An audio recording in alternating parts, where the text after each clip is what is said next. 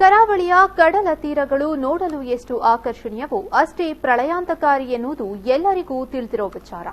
ಸಮುದ್ರದೊಂದಿಗೆ ಹೆಚ್ಚಿನ ಚೆಲ್ಲಾಟ ಬೇಡ ಎಂದು ಅದೆಷ್ಟೇ ಎಚ್ಚರಿಕೆಗಳನ್ನು ನೀಡಿದರೂ ಅದನ್ನು ಉಲ್ಲಂಘಿಸಿ ಜೀವಕ್ಕೆ ಹಾನಿ ತಂದುಕೊಳ್ಳುತ್ತಿರುವ ಘಟನೆಗಳು ನಡೆಯುತ್ತಲೇ ಇರುತ್ತವೆ.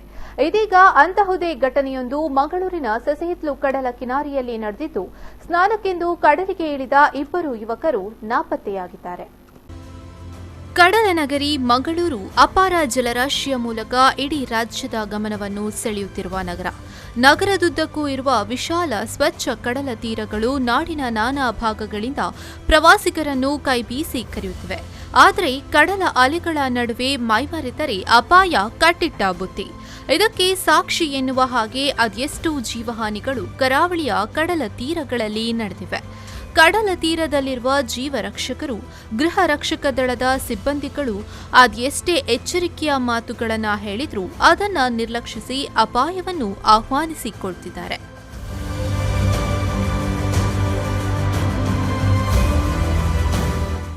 ಹೌದು, ಕರಾವಳಿಯ ಕಡಲ ತೀರಗಳು ನೋಡಲು ಎಷ್ಟು ಪ್ರಶಾಂತವೋ ಅಷ್ಟೇ ಪ್ರಳಯಾಂತಕಾರಿಗಳು. ಇಲ್ಲಿ ಸಮುದ್ರದೊಡನೆ ಮಿತಿಮೀರಿದ ಚೆಲ್ಲಾಟ ಜೀವಕ್ಕೆ ಕುತ್ತು ತಂದೊಡ್ಡುತ್ತದೆ. ಇದಕ್ಕೆ ನಿದರ್ಶನ ಎನ್ನುವಂತೆ ಮಂಗಳೂರಿನಲ್ಲಿ ಮತ್ತೊಂದು ಘಟನೆ ನಡೆದಿದೆ. ಈಚಲೆಂದು ಸೂರತ್ಕಲ್ ಸಮೀಪದ ಸೆಸೆಹಿತ್ಲು ಬಳಿ ಕಡಲಿಗೆ ಇಳಿದ ಇಬ್ಬರು ನೀರು ಪಾಲಾಗಿದ್ದಾರೆ. ಮಂಗಳೂರಿನ ಬಜ್ಪೆ ನಿವಾಸಿ ಸುಜಿತ್ ಮತ್ತು ಕಾವೂರು ನಿವಾಸಿ ಗುರುಪ್ರಸಾದ್ ಎಂಬುವವರು ನಾಪತ್ತೆಯಾಗಿದ್ದು, ನಿರಂತರವಾಗಿ ಶೋಧ ಕಾರ್ಯಾಚರಣೆ ಮುಂದುವರಿಸಲಾಗಿದೆ. ಆದರೆ ನಾಪತ್ತೆಯಾದವರ ಬಗ್ಗೆ ಯಾವುದೇ ಸುಳಿವು ಲಭ್ಯವಾಗಿಲ್ಲ. ಒಟ್ಟು 4 ಯುವಕರು ನೀರು ಪಾಲಾಗ್ತಾ ಇದ್ದು, ಈ ಪೈಕಿ ಇಬ್ಬರನ್ನು ಸ್ಥಳೀಯ ಮೀನುಗಾರರು ಜೀವದ ಹಂಗು ತೊರೆದು ಕಾಪಾಡಿದ್ದಾರೆ.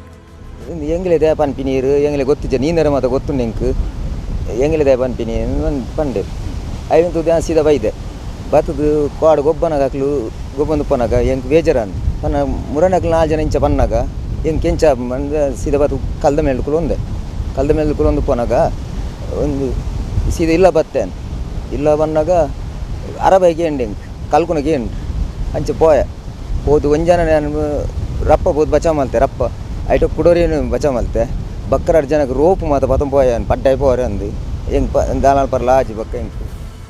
ಮಳೆಗಾಲದ ಅವಧಿಯಲ್ಲಿ ಕಡಲು ಪ್ರಕ್ಷುಬ್ಧಗೊಳ್ಳುತ್ತಿದ್ದು, ಪ್ರವಾಸಿಗರು ಕಡಲಿಗೆ ಇಳಿಯದಂತೆ ನಿರ್ಬಂಧ ಹೇರಲಾಗುತ್ತದೆ. ಜೊತೆಗೆ ಕಡಲ ತೀರದಲ್ಲಿರುವ ಸ್ಥಳೀಯ ಮೀನುಗಾರರು, ಜೀವರಕ್ಷಕರು ಎಲ್ಲರೂ ಕೂಡ ಕಡಲಿಗೆ ಇಳಿಯದಂತೆ ಎಚ್ಚರಿಕೆ ನೀಡುತ್ತಾರೆ. ಆದರೆ ಇವರ ಸೂಚನೆಯನ್ನು ಉಲ್ಲಂಘಿಸುವುದು, ನಿರ್ಲಕ್ಷ್ಯ ತಾಳುವುದು ಇಂತಹ ಘಟನೆಗಳಿಗೆ ಕಾರಣ ಎನ್ನುವುದು ಇಂತಹ ಹಲವಾರು ಘಟನೆಗಳನ್ನು ಕಂಡವರ ಮಾತು.